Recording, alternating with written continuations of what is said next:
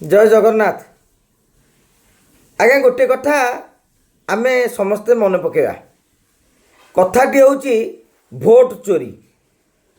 नुआपड़ारे vote चोरी है। BJP से 80,000 रु अधिक भोट्रे बाजीमात कला।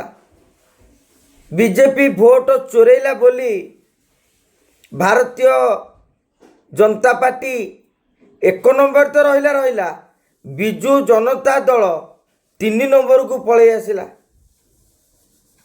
शंख भवन रे नेता नेत्री माने कहले आमे निर्वाचन कमिशन को निकट रे फेरात हो। केउ केउ बूथ रे अस्वाभाविक भोट पड़ी से नहीं मध्य सांबादिक सम्मेलन रे कहले।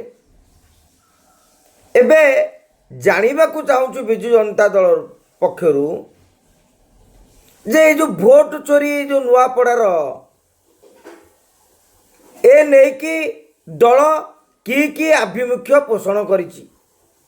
बिजु जनता दल कहिथिला जे आमे नुआपड़ा जीवु से सब बूथ रे अनुशीलन करिवु किभली भाबरे बीजेपी सरकार कल बल कौशल प्रयोग करी भोट चोरी करिछि ता समस्त को देखेउ। इतिमध्य अनेक दिन बीती गलानी। प्रकृत में बीजेडी टीम से जाइछन्ति तो जो सर्वे करने डाटा नवापाई ना नहीं खाली गणमाध्यम रे सामाजिक गणमाध्यम गोटे बास्पोर्ट मारिदेले भोट चोरी किंतु केउ आंगेल रे नहीं कि उपस्थापन करिवे कहीं से नहीं तो किसी पदक्षेप निया जाउनी। जदि बीजेडी आज ये पदक्षेप न नब ताले साधारण लोक मन रे कौन धारणा हबो जे केवल पराजयर ग्लानि को दूर करिया पाई कथा बाहरेवा पाई ए भोट चोरी गोटे नाटक नुहत। जदि भोट चोरी ताहले बिजु जनता दल एजावत नीरव बसिछि काहींकी।